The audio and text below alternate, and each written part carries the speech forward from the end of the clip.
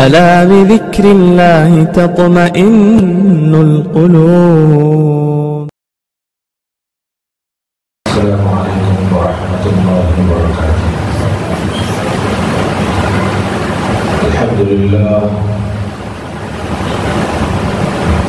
لله نحمده ونستعينه ونستغفره ونؤمن به ونتوكل عليه ونعوذ بالله من شرور أنفسنا ومن سيئات أعمالنا. من يهده الله فلا مضل له ومن يضلله فلا هادي له. ونشهد أن لا إله إلا الله وحده لا شريك له. ونشهد أن سيدنا وسندنا وشفيعنا وحبيبنا ومولانا محمدا عبده ورسوله. أما بعد فأعوذ بالله السميع العليم من الشيطان الرجيم.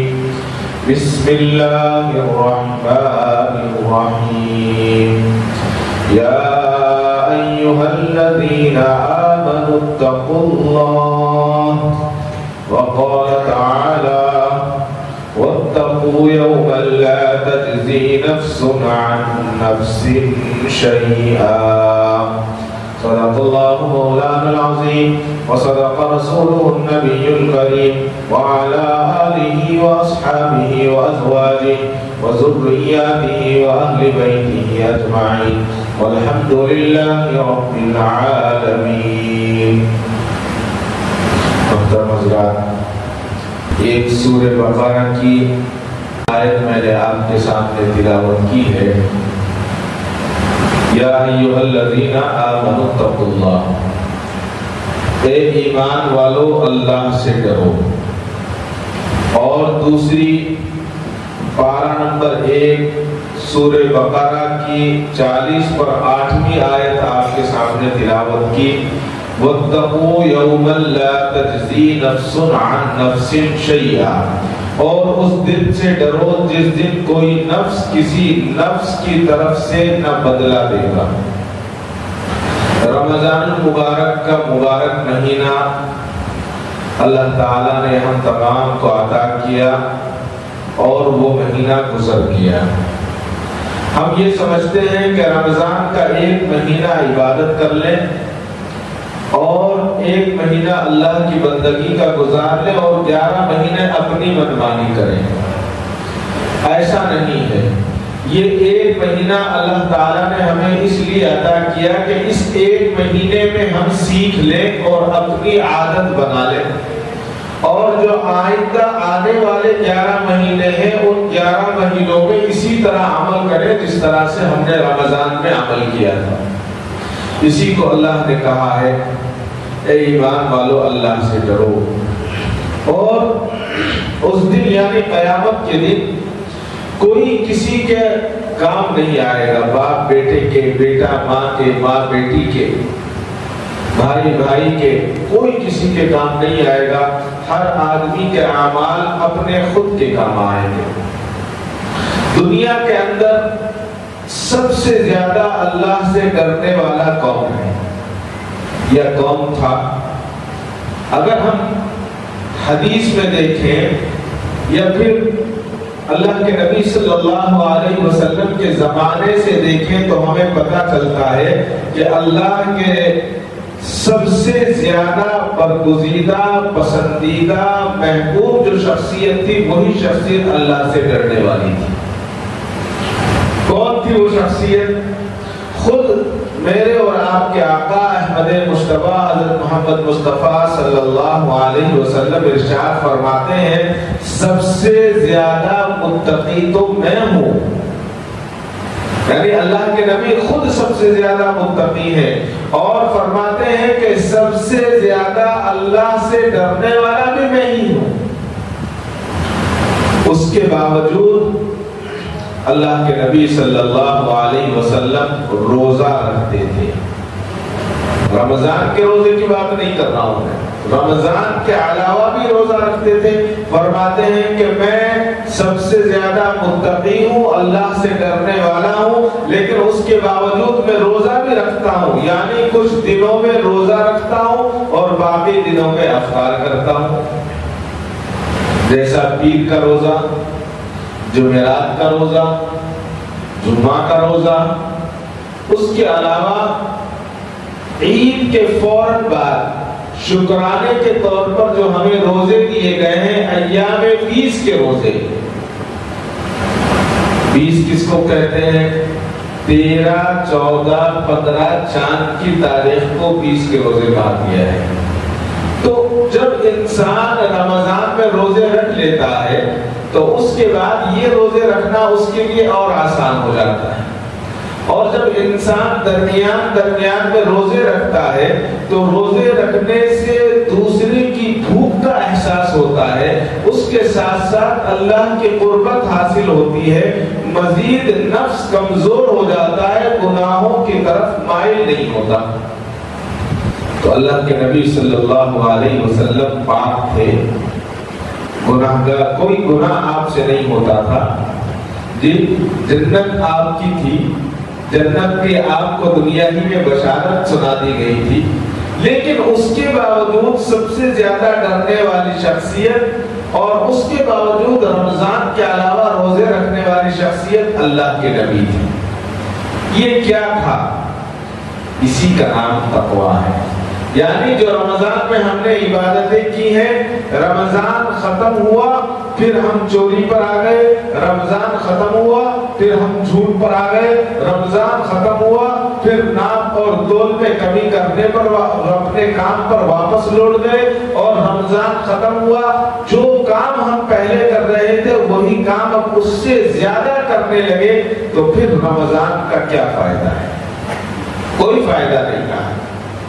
مطلب یہ ہے، اللہ کے نبی صلی اللہ علیہ وسلم ارشاد فرماتے ہیں، میں سب سے زیادہ متقی ہوں، سب سے زیادہ اللہ سے ڈرنے والا ہوں، اور اس کے باوجود میں کچھ دن کا روزہ بھی رکھتا ہوں، کچھ دن افطار بھی کرتا ہوں، اور پھر فرمایا میں رات کے کچھ حصے میں سوتا ہوں اور کچھ حصے میں اللہ کی عبادت کرتا ہوں، نماز بھی پڑھتا ہوں۔ پھر اللہ کے نبی نے ارشاد فرمایا کہ میں نکاح بھی کرتا ہوں۔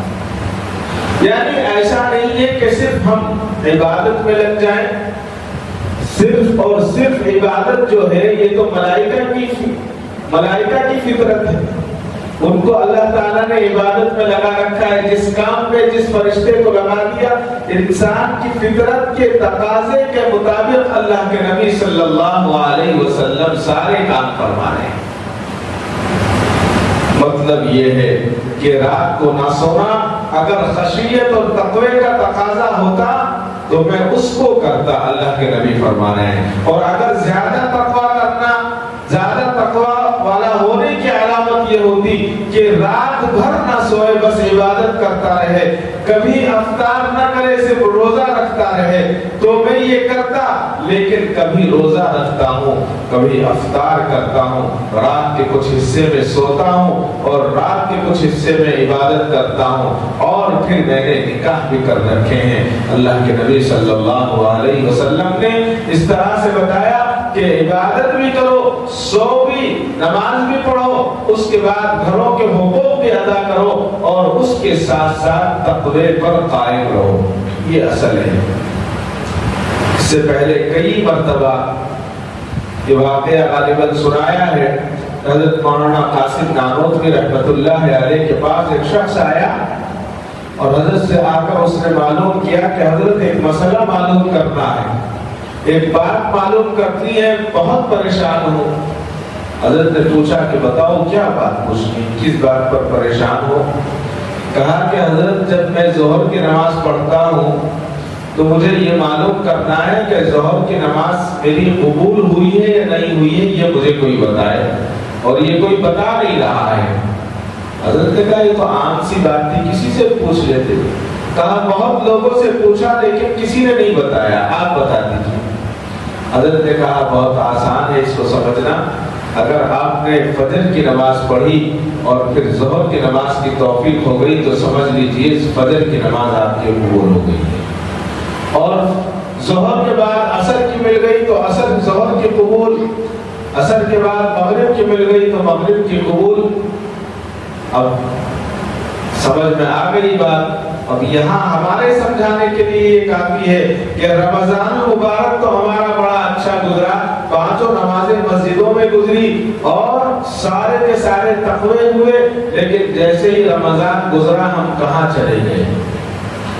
اب ہم اپنا خود موازنہ کر لیں، خود ہم اپنے آپ کو تول لیں، کسی اور کو دیکھنے کی ضرورت نہیں ہے۔ اگر ہمارا اسی طرح سے چل رہا ہے جیسا رمضان المبارک میں چل رہا تھا تو ہم خوش نصیب ہیں۔ جیسے رمضان میں چل رہا تھا ایسے ہی چلنا چاہیے۔ یہی چیزیں ہیں، اللہ تعالیٰ نے تقویٰ اسی کو بتایا ہے کہ اللہ سے ڈرا جائے۔ معلوم ہوتا ہے کہ تقویٰ خشیت کا تقاضا نہیں، تقویٰ تو وہ ہے جس کو اللہ سے ڈر کر مکمل صحیح طور پر عمل کیا جائے۔ اللہ کے نبی صلی اللہ علیہ وسلم نے فرمایا فَمَنْ رَغِبَ عَنْ سُنَّتِي فَلَيْسَ مِنِّي۔ یہ حدیث ہم بار بار سنتے ہیں۔ یہ کب سنتے ہیں؟ جب نکاح کا خطبہ پڑھا جاتا ہے تو جب امام پڑھتا ہے النکاح من سنتی، یہ تو سب کو یاد ہے۔ اس کے بعد دوسری حدیث پڑھتے ہیں فَمَنْ رَغِبَ عَنْ سُنَّتِي فَلَيْسَ مِنِّي۔ اس سنت کے بارے میں ہم نے کبھی سوچا ہی نہیں۔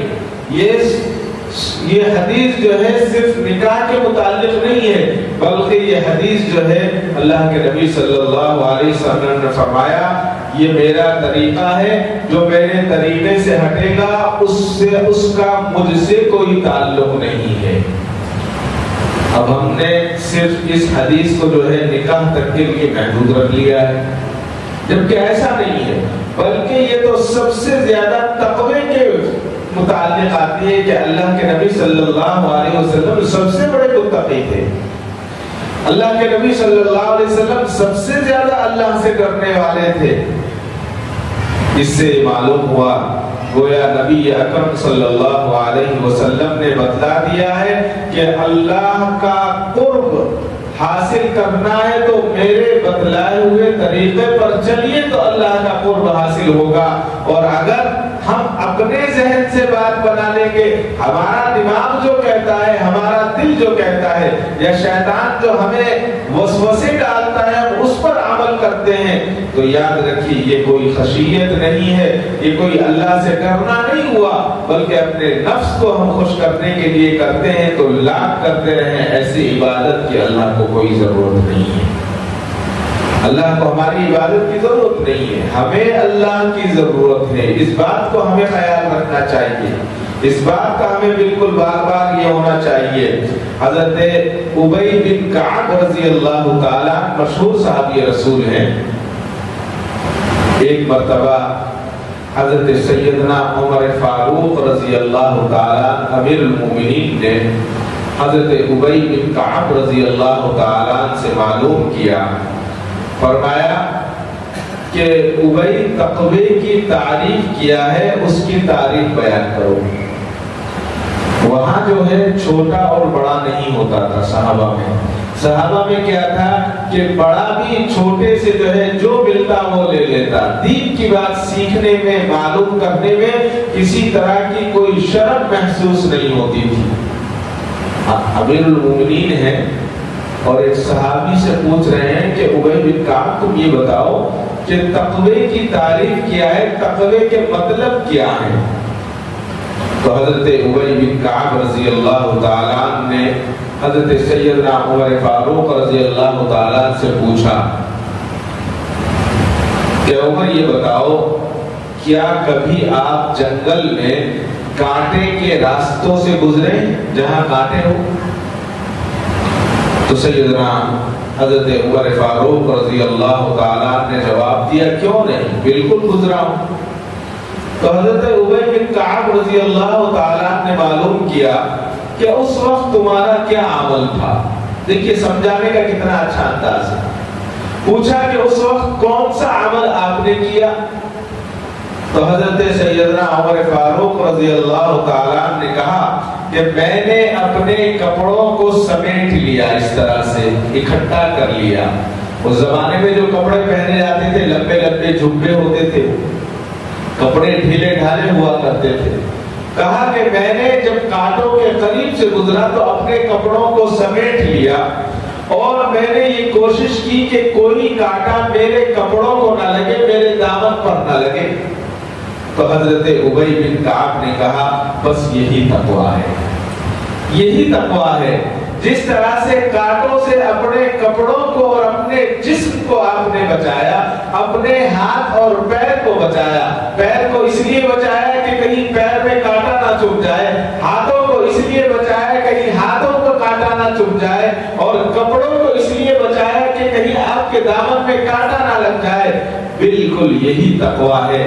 جس طرح سے کانٹوں سے بچے اسی طرح سے گناہوں سے بچتے رہیں، یہی تقویٰ ہے. اس سے زیادہ کوئی اس کی تعریف کی ضرورت نہیں.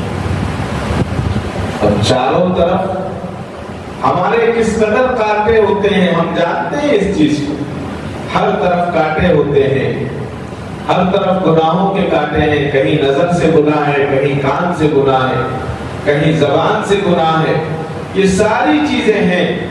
اگر ہم اس سے بچ جائیں گے تو گویا ہم نے تقویٰ اختیار کر لیا ہے.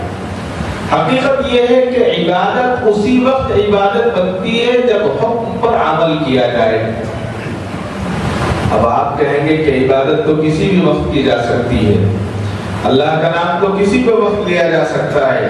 ٹھیک ہے، لیکن جب اللہ نے عبادت کا حکم دیا ہے تو اسی وقت عبادت کی جائے تو وہی عبادت مانی جائے گی. ورنہ ہم اپنی مرضی سے عبادت کریں گے تو عبادت نہیں ہوگی.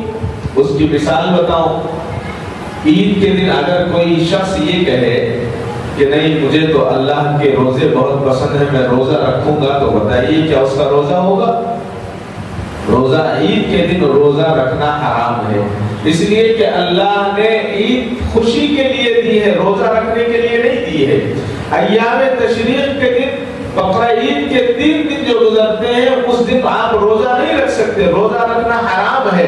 اسی طرح سے طلوع آفتاب کے وقت، غروب آفتاب کے وقت، طلوع آفتاب کے وقت، اور جب سورج پوری کے پورے شباب پر ہو، میں یہ کہوں کہ نہیں مجھے تو اس وقت نفل ادا کرنی ہے، مجھے اس وقت نفل پڑھنا بہت اچھا لگے گا، یہ نہیں ہے.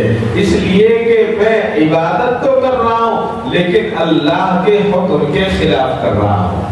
اگر اللہ کے حکم کے خلاف عبادت بھی کی جائے گی تو عبادت نہیں ہوگی. عبادت بھی اسی وقت مانی جائے گی جب آپ عبادت اللہ کے حکم کے مطابق کریں، روزہ اللہ کے حکم کے مطابق رکھیں. عید کے دن روزہ رکھ کر تسبیح پکڑ کر میں مسجد میں بیٹھوں اور یہ کہوں کہ نہیں آپ لوگ تو کھاتے رہیں، آپ لوگ گھومتے رہیں، آپ لوگ ایک دوسرے سے ملتے رہیں، میں تو روزے سے ہوں، بتائیے یہ عبادت کیسے قبول ہو سکتی ہے؟ اس لیے کہ یہ عبادت نہیں ہوگی بلکہ یہ اللہ کی نافرمانی میں شامل ہوگا. تو یہ چیز ہے، یہاں یہ چیز ہمیں سمجھنی ہے کہ گویا اللہ نے ہمیں جو بتلایا ہے، نماز ہو، روزہ ہو یا جو عبادت ہے، وہ عبادت ہم اسی انداز میں اور اسی وقت میں کریں جو اللہ نے ہمیں بتائی ہے. اگر ہم اس کے مطابق کرتے ہیں تو یہ انسان، اللہ نے انسان کو جو موقع دیا ہے اللہ کے حکم کے مطابق عمل کر رہا ہے تو عبادت ہے، ورنہ وہ عبادت نہیں بلکہ اپنی مرضی ہے.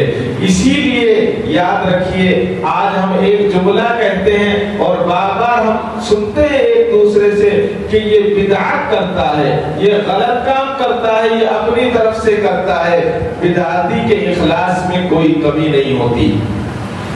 علماء نے فرمایا کہ بدعتی کے اخلاص میں کوئی کمی نہیں ہوتی، اس کی نیت بھی درست ہوتی ہے، لیکن اس کو بدعت کس لیے کہا گیا ہے کہ اس نے سنت سے ہٹ کر عمل کیا ہے. شیطان نے اس کو سنت سے ہٹ کر عمل کرایا، اس لیے اس کو بدعتی کہا گیا، اور اس کی عبادت جو ہے وہ عبادت نہ رہی بلکہ عبادت جو ہے اس کی ضائع ہو جاتی ہے. یعنی سنت کے مطابق بھی کرنا ہے اور اللہ تعالیٰ کے حکم کے مطابق بھی کرنا ہے. جب یہ دونوں چیزوں کے مطابق ہم عمل کریں گے تو پھر کام ہوگا، ورنہ اخلاص بھی اور اتباع بھی اور یہ سارے کام ہمارے کسی کام میں نہیں آئیں گے بلکہ یہ جہنم کا سبب بن جائیں گے. رمضان المبارک کا مہینہ مسجدوں میں کتنی رونقیں تھی، لیکن کہنا کوئی فائدہ نہیں ہے. اس وقت تو یہ معاملہ ہے کہ بس اپنے آپ کو کہہ لیں، کسی کو کہنے سے کوئی فائدہ نہیں رہا. لاک ڈاؤن کے بعد تو بالکل جو ہے مسجدوں کی اہمیت دلوں سے ختم ہوتی جا رہی ہے. مسجدوں کے تعلق سے، مسجدوں کو آباد کرنے کے تعلق سے، اس سے پہلے بھی میں نے عرض کیا، جمعے کے دن خاص طور سے ہم بار بار جمعے کے خطبے میں سنتے ہیں، بار بار جمعے کے خطبے میں سنتے ہیں. جمعے میں ایک آیت پڑھی جاتی ہے خطبے میں، اس میں کہا گیا ہے کہ اذان کے بعد تجارت حرام ہے جمعے کے دن. لیکن ہم کیا کریں گے؟ جمعے کے دن تجارت بھی اس وقت بھی کریں گے اور مسجد میں اس وقت آئیں گے کہ جب امام سلام پھیرنے والا ہو، اس وقت ہماری کوشش ہوتی ہے مسجد میں آنے کی. اللہ رحم فرمائے. عرب کے اندر آج بھی سب سے بڑی گالی کون سی ہے؟ ہمارے یہاں کوئی ہمیں ماں کی گالی دے دے، باپ کی گالی دے دے، بہن کی گالی دے دے تو سب سے بڑی گالی تصور کی جاتی ہے. کوئی برا کہہ دے تو سب سے بڑا برا تصور کیا جاتا ہے. سعودی کے اندر سب سے بڑی گالی یہ ہے کہ اگر کوئی کسی کو یہ کہہ دے کہ اس نے یہ جمعہ کے دن پانی نہیں نہاتا، اس سے بڑی گالی نہیں ہے. وہاں ہم تو ہنس کے ٹال دیں گے. وہاں اگر کوئی یہ کہہ دے کہ یہ جمعہ کے دن پانی نہیں نہاتا تو آپس میں اتنے جھگڑے ہو جائیں گے کہ ہم اس کا تصور نہیں کر سکتے. یعنی اس سے یہ پتہ چلتا ہے انہیں جمعے کی اہمیت کا علم ہے. جمعے کی اہمیت کا علم ہے. 9 بجے سے وہ گھروں سے نکلنا شروع ہو جاتے ہیں. وہاں 10 بجے ظہر کی اذان نہیں ہوتی، وہاں بھی اذان اسی وقت ہوتی ہے جس وقت ہندوستان میں ہوتی ہے. لیکن 9 بجے سے جا کر مسجدوں میں بیٹھ جاتے ہیں، اپنے کاموں سے چھوڑ کر مسجدوں میں جا کر اس انتظار میں رہتے ہیں کہ جمعے کی اذان ہو اور جمعے کا خطبہ سنیں اور گھروں کو آ جائیں. اللہ تعالیٰ مجھے اور آپ کو عمل کی توفیق عطا فرمائے. حضرت عبداللہ بن عباس رضی اللہ تعالیٰ فرماتے ہیں کہ جو آدمی گناہوں سے اپنے آپ کو بچاتا رہے، اس کے اس عمل کا کسی چیز سے مقابلہ نہیں کیا جا سکتا. اس کی یہ خوبی سب سے عمدہ اور سب سے اچھی چیز ہے اور سب سے اصل یہی ہے. کتنی اچھی بات بتائی. کہا کہ آدمی جو ہے گناہوں سے بچتا رہے، یہی سب سے بڑا عمل ہے. تسبیحات اپنی جگہ ہیں، نوافل اپنی جگہ ہیں، وہ سب کرتے رہے، وہ کرنے چاہیے. حضرت عمر بن عبد العزیز رحمۃ اللہ علیہ، حضرت حافظ ابن رجب حنبلی رحمۃ اللہ علیہ کی کتاب میں ان کے متعلق لکھا ہے کہ حضرت عمر بن عبد العزیز رحمۃ اللہ علیہ انہوں نے ایک بات کہی، وہ مجدد مانے جاتے تھے اپنے وقت کے. ان کا ایک جملہ نقل کیا گیا ہے، وہ یہ کہتے تھے کہ تقویٰ دن بھر کے روزے رکھنے اور رات بھر نفل پڑھنے کا نام نہیں ہے. حضرت عمر بن عبد العزیز. اور پھر فرماتے تقویٰ تو جن چیزوں کو اللہ تعالیٰ نے حرام فرما دیا ہے ان چیزوں کو چھوڑنے اور ان پر عمل کرنے کا نام ہے اور ان کو ادا کرنے کا نام ہے. گویا حضرت عمر بن عبد العزیز رحمت اللہ علیہ کا ارشاد ہے، میں چاہتا ہوں کہ فرض اور وتر کے علاوہ نماز نہ پڑھوں. سننے میں عجیب لگتا ہے. اور فرمایا کہ زکوٰۃ کے علاوہ صدقہ نہ دوں، رمضان کے علاوہ روزے نہ رکھوں، فرض حج کے علاوہ دوسرا حج نہ کروں. اور پھر فرمایا اپنی ساری طاقت اللہ تعالیٰ کی نافرمانی سے اپنے آپ کو بچانے میں استعمال کروں. اس لیے یہ گناہوں سے بچنا سب سے بڑی اور اہم کامیابی ہے. یہ سچی بات ہے کہ اگر ہم اللہ کے فرض کو ادا کریں گے تو پھر سنت کو بھی ادا کریں گے، اور جب ہم سنت کو ادا کر لیں گے تو پھر ہم گناہوں کی طرف جانے کی ہمیں رغبت نہیں ہوگی، یعنی اپنے آپ کو ہم گناہوں سے بچائیں گے، اور جب ہم گناہوں سے بچا لیں گے تو یہ اللہ کی رضامندی کے لیے کافی ہے۔ حضرات صحابہ کرام رضوان اللہ تعالی عنہم اجمعین کے دلوں میں گناہوں کی قباحت تھی۔ آج ہمارے دور میں ہم گناہ کرتے ہیں اور گناہ کرنے کے بعد اس کو فخر سے بیان کرتے ہیں کہ آج میں نے فلاں کے ساتھ دھوکہ کیا، آج میں نے فلاں کو جھوٹ بولا، آج میں نے فلاں کو یہ کیا۔ لیکن صحابہ کے یہاں معاملہ الٹا تھا، وہ عبادتیں بہت کرتے تھے لیکن گناہ سے بچنے کا اہتمام کیا کرتے تھے۔ حضرات صحابہ کی زندگیوں کو جب ہم دیکھتے ہیں، ان کی زندگیوں کو جب ہم پڑھتے ہیں تو پتہ چلتا ہے کہ ایک ایک صحابی، چاہے وہ مرد ہو یا عورت، بچہ ہو یا بڑا، وہ چھوٹے سے چھوٹے گناہوں سے بچنے کی کوشش کیا کرتے تھے، اور اگر کوئی چھوٹا سا گناہ ہو جاتا تو فوراً وہ اللہ کے نبی صلی اللہ علیہ وسلم کی خدمت میں حاضر ہوتے اور آ کر کہتے، اے اللہ کے نبی، اس گناہ کی کیا سزا ہو سکتی ہے؟ آپ وہ سزا مجھ پر متعین کر دیجئے تاکہ وہ سزا میرے اوپر مقرر ہو جائے، اور جب میرے اوپر مقرر ہو جائے گی، مجھے وہ سزا دے دی جائے گی تو مجھے یاد رہے گا، آئندہ وہ گناہ بھی نہیں کروں گا اور اس گناہ سے میں پاک بھی ہو جاؤں گا۔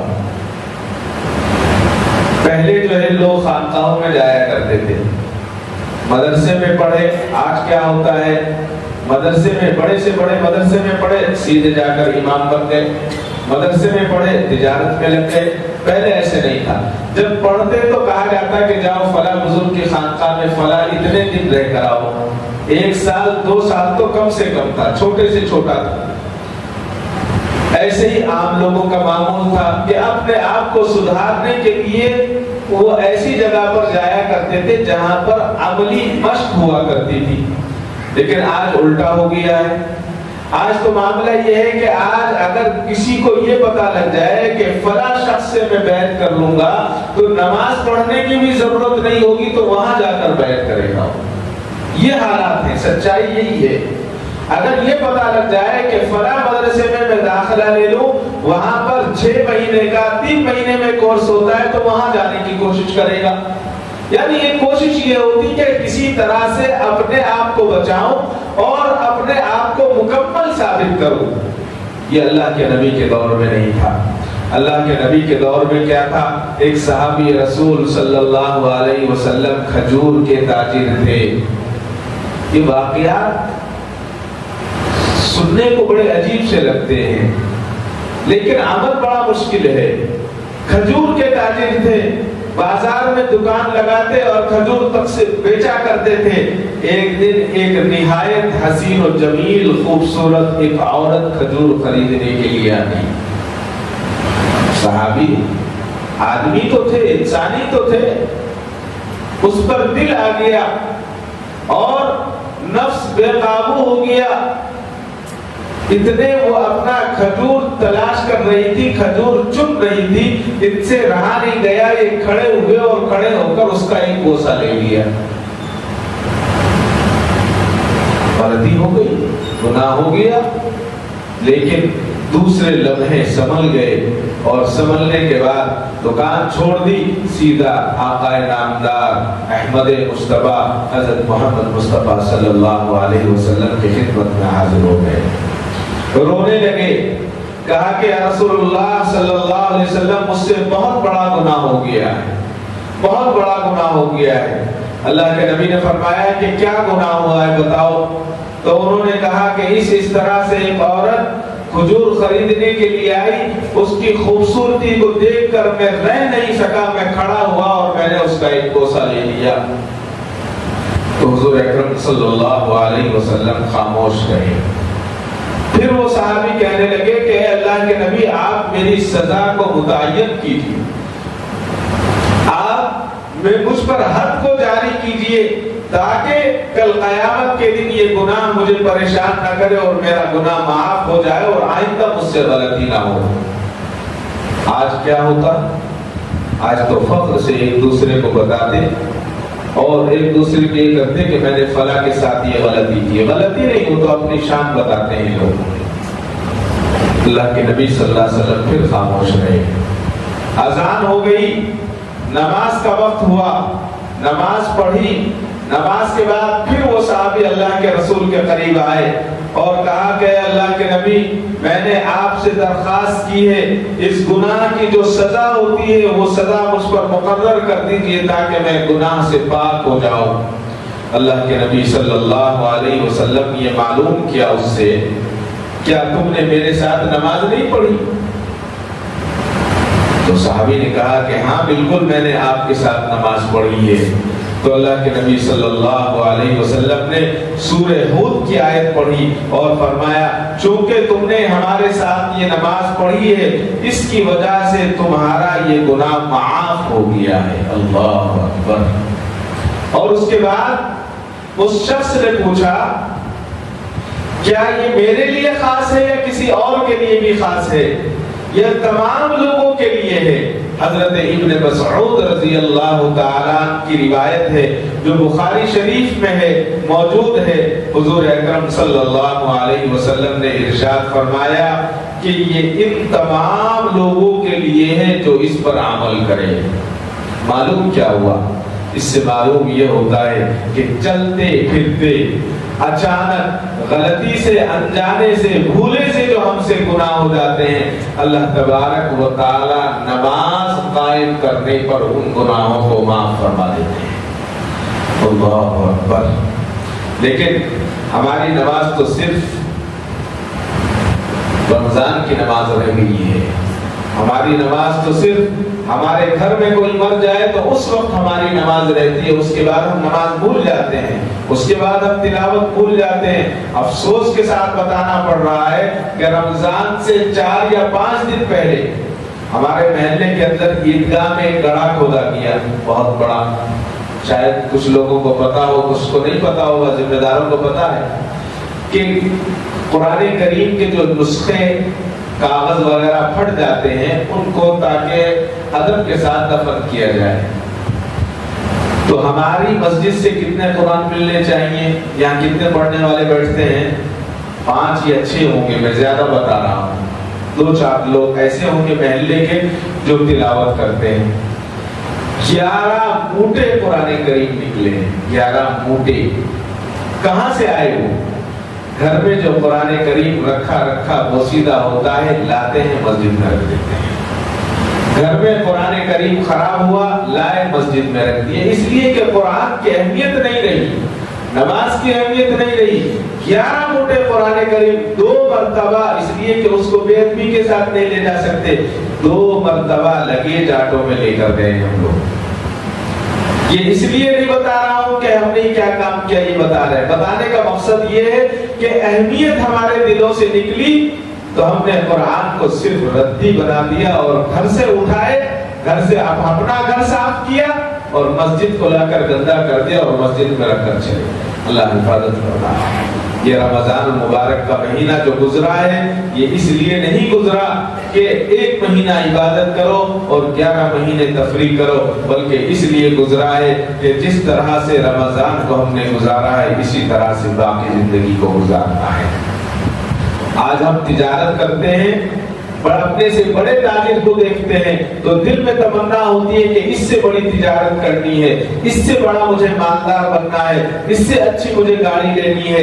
اس میں ہم حرص کرتے ہیں. جہاں ہمیں حرص کرنی چاہیے وہاں ہم حرص نہیں کرتے. ہمیں پتا نہیں ہے اللہ نے ہمیں صحت دی ہے، اللہ نے ہمیں سانس دیا ہے. اگر سانس نہ دے تو ہم لاش بن جائیں گے، ہمیں مردہ قرار دے دیا جائے گا.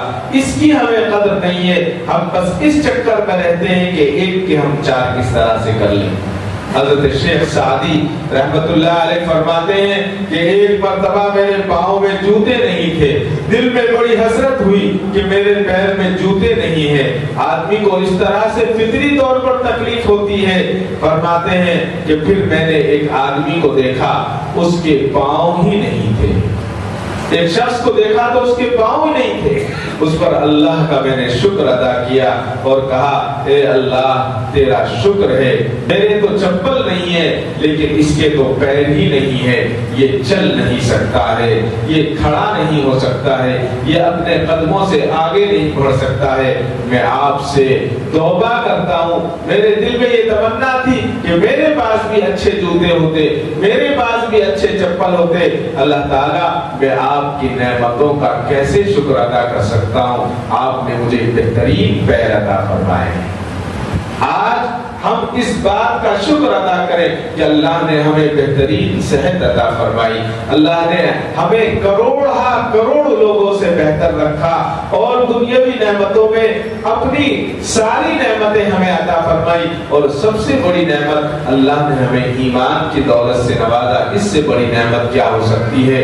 ان نعمتوں کا ہم ادراک کریں، ان نعمتوں کو ہم سوچیں کہ جو اسپتال میں لیٹے ہوئے ہیں، کسی اپنی مرضی سے کروٹ نہیں لے سکتے، اپنی مرضی سے کچھ کھا نہیں سکتے، اپنی مرضی سے بولنا چاہتے ہیں لیکن ان کی زبان میں اتنی طاقت نہیں ہے کہ وہ کچھ بول سکیں، آج اللہ نے ہمیں طاقت دی ہے، اس زبان سے ہم ذکر کر لیں، اللہ نے ہمیں طاقت دی ہے۔ جتنے فرائض ہیں، میں آپ کو نوافل کی طرف توجہ نہیں دلا رہا ہوں، جو ہمارے فرائض ہیں وہ فرائض ہم کم سے کم مسجدوں میں آ کر ادا کر لیں تاکہ ہماری مسجدیں آباد رہیں، اور جو بار بار ہمیں سمجھایا جا رہا ہے حرام کاری سے بچا جائے، حلال کی طرف چلیں، اور جو آج سب سے بڑی حرام چیزیں جو اسرائیلی پروڈکٹ ہیں بار بار ہم سمجھا رہے ہیں، ایک دوسرے کو مسلمان بتا رہا ہے، الحمدللہ ثم الحمدللہ، لوگ سمجھ رہے ہیں، کافی سمجھ رہے ہیں، لیکن سب نہیں سمجھے ہیں، سب کو سمجھنے کی ضرورت ہے، سب کو سمجھنے کی ضرورت ہے۔ ان فلسطینیوں کے ایمان سے اپنے ایمان کو دیکھیں تو ہمارا ایمان ان کے ایمان کو دیکھنے سے بھی طاقتور ہوگا۔ ابھی جو پرسوں ہوا ہے، وہاں عید کے دن جو واقعہ ہوا، دل دہلا دینے واقعہ، میرے اور آپ کے یہاں یہ واقعہ ہو جاتا تو سارا محلہ شاید روتا، سارا محلے میں افسوس ہوتا اور سارا محلہ بند ہو جاتا۔ اسماعیل ہانیہ جو وہاں کے قائد ہیں حماس کے، ان کے گھر کے پورے گھر کو، خاندان کو شہید کر دیا گیا عید کے دن، اور جب وہ شہید ہو گئے اور اس کی اطلاع ان کو فون پر دی تو اس شخص کے قدموں میں لرزہ تک نہیں آیا۔ اللہ اکبر! اس کے ایمان کو آپ دیکھیے، اس نے گردن کو جھکایا اور اس پر اللہ کا شکر ادا کیا اور کہا کہ میں اللہ کا شکر ادا کرتا ہوں کہ اللہ نے میری نسلوں کو مسجد اقصی کے لیے قبول فرمایا ہے۔ اور اتنا ہی نہیں، اس کی بیمار بیوی، بیمار اہلیہ جو اسپتال میں بھرتی تھی، جب جا کر اس نے اپنی اہلیہ کو خبر دی، بستر پر لیٹی ہوئی ہے، آپ اس ویڈیو کو دیکھیں گے تو دل جو ہے منہ کو آتا ہے اور ان لوگوں کے ایمان پر رشک آتا ہے اور یقین نہیں ہوتا۔ وہ بیمار بستر پر لیٹی ہوئی خاتون کو جب پتہ لگا کہ بیٹے کو شہید کر دیا گیا، بیٹی کو شہید کر دیا گیا، پوتوں کو شہید کر دیا گیا، نواسی کو شہید کر دیا گیا، تو بستر سے اٹھتی ہے، اٹھنے کے بعد وضو کرتی ہے اور 2 رکعت نماز پڑھ کر کہتی ہے کہ اے اللہ میں تیری شکر گزار ہوں، تو نے میری اولاد کو مسجد اقصی کے لیے قبول فرمایا۔ ایک رونے کی آواز نہیں آئی، ایک آنکھ میں آنسو نہیں آیا۔ رونا، آنکھ میں آنسو آنا ہے تو فطرتی عمل ہے انسان، لیکن ان کا ایمان دیکھیے کتنا مضبوط ہے، ایسے ایمان والے۔ اور ہم لوگ پھر بھی اسرائیلی پروڈکٹ کی پیپسی، کل عید کے دن ہر جگہ سمجھایا گیا کہ اپنے آپ کو پیپسی سے دور رکھیں، کولڈ ڈرنک سے دور رکھیں، ہندوستان کے پروڈکٹ ہیں وہ آپ استعمال کریں، لیکن دھڑلے کے ساتھ لے کر جا رہے ہیں۔ بتایا گیا کہ آپ یہ پیپسی نہیں پی رہے ہیں، فلسطین کے بچوں کا خون پی رہے ہیں، تب بھی سمجھ میں نہیں آ رہا ہے۔ اللہ تعالیٰ مجھے اور آپ کو کہنے سننے سے زیادہ عمل صالح کی توفیق عطا فرمائے۔ اللہ تعالیٰ جس طرح سے رمضان میں ہم نے عبادات کی تھی، اللہ تعالیٰ رمضان کی عبادات کو قبول فرمائے اور ہم تمام کو اسی طرح سے رمضان کے بعد جو اب یہ دن شروع ہوئے ہیں مسجدوں کو آباد رکھنے کی توفیق عطا فرمائے۔ وآخر دعوانا الحمدللہ رب العالمین۔ کعبے پہ پڑی جب پہلی نظر، کیا چیز ہے دنیا بھول گیا، کیا چیز ہے دنیا بھول گیا۔